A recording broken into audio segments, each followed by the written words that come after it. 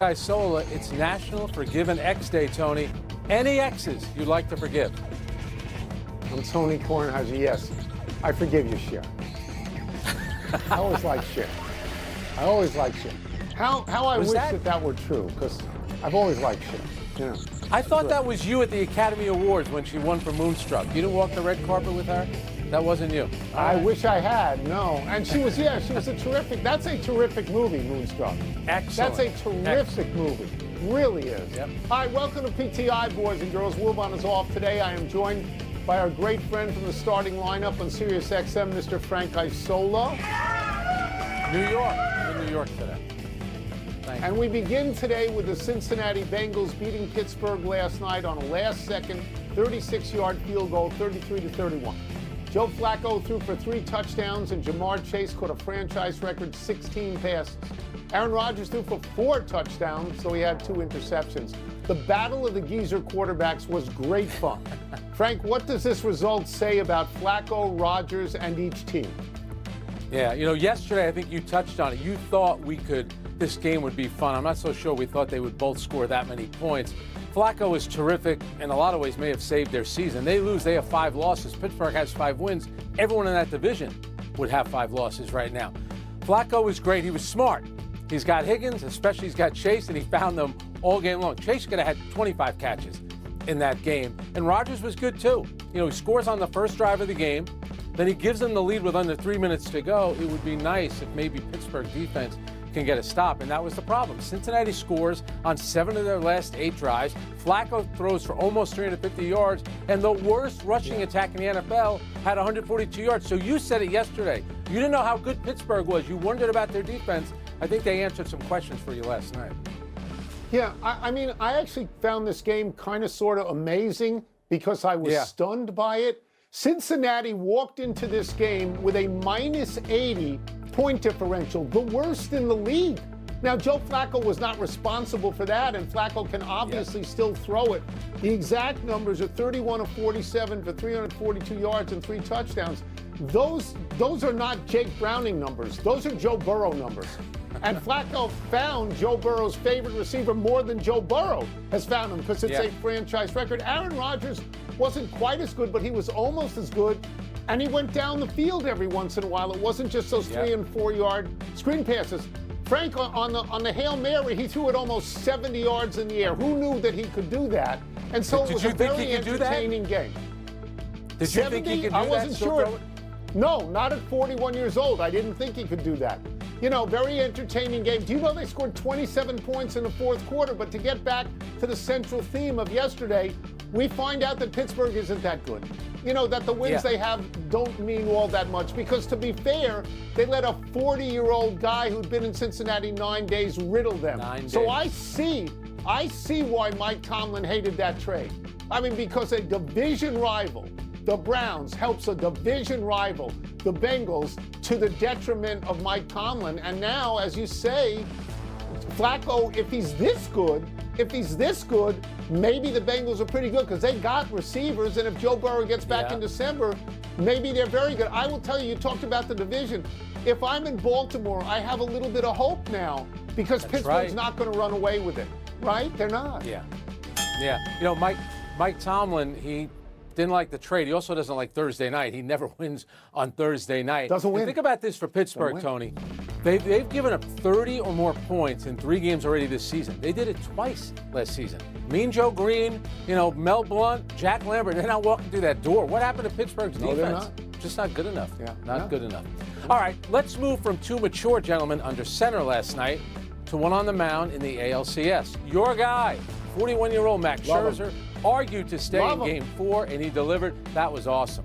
Scherzer struck out 5 over 5 2/3, allowing just 2 runs, while the Toronto offense devoured Seattle pitchers for the 2nd straight game. The Blue Jays have now evened the series at 2 games apiece. So, Tony, what do you make of what Toronto's done, how they've done it, and to whom are you giving the edge to from here on? Well, I think Toronto has a clear-cut advantage right now because they are back to being the team that they were at the beginning of the playoffs, a team that mashes the ball.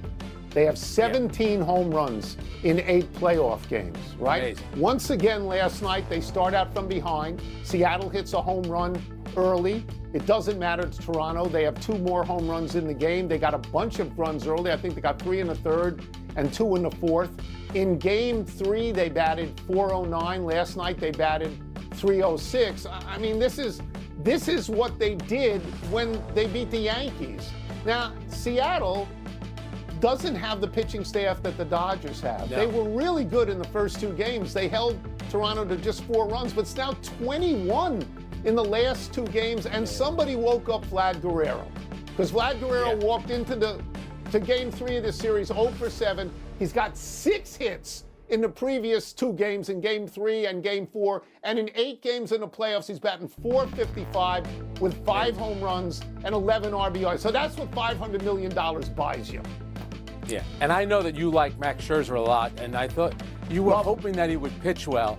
I mean, the scene on the mound in the 5th inning is classic Max Scherzer. You know, where they talk about, pitchers having guile and moxie. He was a bulldog in that moment. Remember when he pitched for the Mets and you had the diplomat from Japan who's about to throw out the first pitch, and Max Scherzer said, no, your time is done. I'm taking the mound. And the poor guy's standing there because he knew the mound belongs to Max Scherzer. That was his 500th career start. That's regular season and postseason. He had not won a postseason game since the 3 games that he won when Washington won the World Series. I thought he was terrific. For the Nationals. National, yep. Yeah. Now, getting out of the first inning was huge on the double play, but Seattle makes mistakes here too. What is Josh Naylor doing? You have Scherzer out of the game. You have a run-scoring single by Suarez. It should be 1st and 2nd, 2 out, and you have the tying run coming to the plate. Naylor tries to stretch it to 3rd to make it 1st and 3rd. You never get the 3rd out at 3rd base. What was he doing? So when you're playing these games, those little mistakes cost you. It cost Seattle last night, Tony.